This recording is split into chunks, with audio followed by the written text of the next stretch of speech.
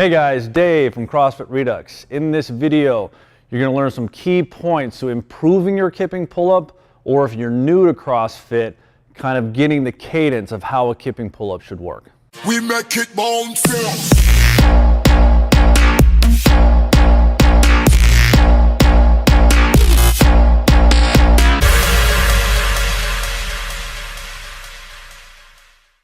So what I like to do is start people on the floor.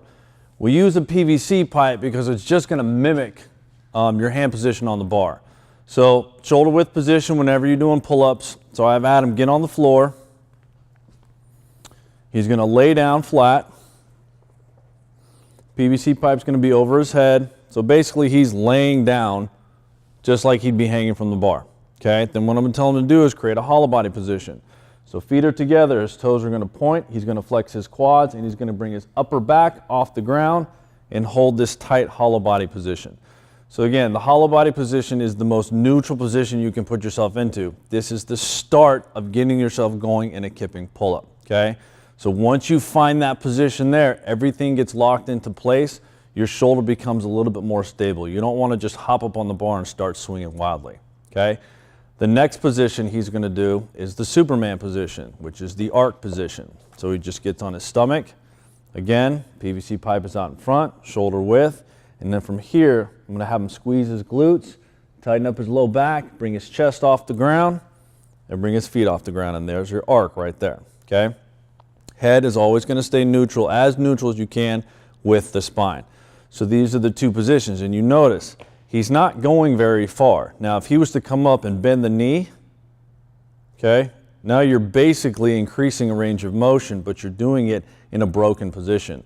We want the range of motion to be very, very small because the fastest point from A to B is going to be that straight line. You're going to get there a lot faster if you're doing the hollow body to the arc position.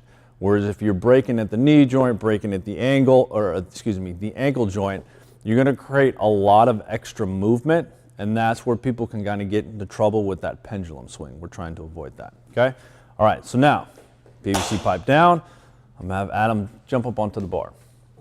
Okay, first things first, I always preach it, thumbs around the bar. Okay, you're gonna have a stronger grip that way. Now, what he's gonna do is he's gonna get into hollow body. So toes are pointed, quads are flexed, rib cage is down. Okay, from here, he's going to now just slowly move into his arc position. It's going to be a very subtle movement, okay? And then he's going to increase and come back into the hollow body position, okay? It's very, very, very small, but it comes up the chain. So what it looks like is small feet, big hips, large shoulders, okay? So the feet create the movement, but it's very, very subtle. The hips get more involved, but then the shoulders have to kick in, okay? You can go ahead and drop. Too many times, especially if you're new to CrossFit, what tends to happen is you'll get up on the bar, and instead of moving the shoulders because you don't understand the control aspect of the shoulder, you'll sit here and you'll start doing this. This isn't going to get you moving in a kipping pull-up. You have to be able to understand how to activate the shoulders. This position here, as you pull back, is your hollow body position, okay? That's the point where you're actually going to pull. As you come back, you're getting into the arc, okay? The feet and the head are constantly moving in different directions. Your loading phase is going to be the arc, and as you come back into hollow body, you're in that tight neutral position, the strongest position you can get into, and that's when you're getting into your pull. You're not going to have that strong of a pull unless you wait to create that hollow body position on the way back, okay? So when you first start learning the kip, it's good to just kind of get some practice kips into it just to make sure that you're feeling out the shoulders are moving. And you'll know is if your head is in front on the arc and if your head is in back on the hollow body position. Then you know you're using your shoulders. All right, so in real speed, Adam jumps up, okay? He gets into position. You can see his head is moving behind and in front, behind and in front. Then when he goes to pull, he pulls from that hollow body position.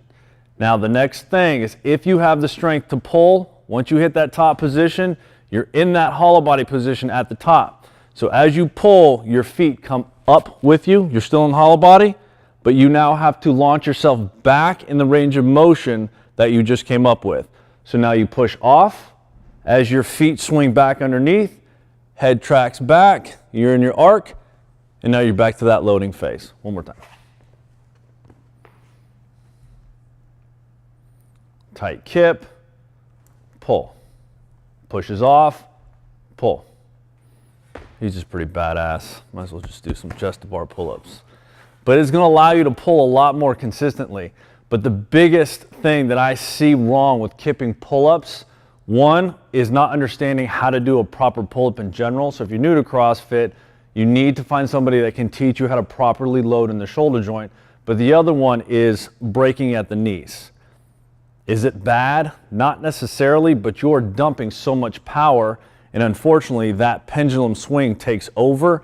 And we all know if we're doing kipping pull-ups for long enough, we know that once we start that pendulum swing, it's hard to regain that momentum in that tight kip. It's better to just drop off the bar, regain that hollow body position from the top, and kind of get yourself going.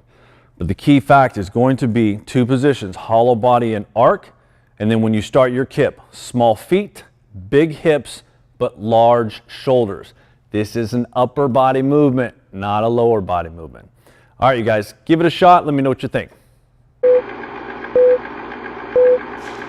You guys have a nice yellow tint to you, but that's all right. You look tan. There it is. I mean, oh, wait. We've been recording already this whole time. Bloopers.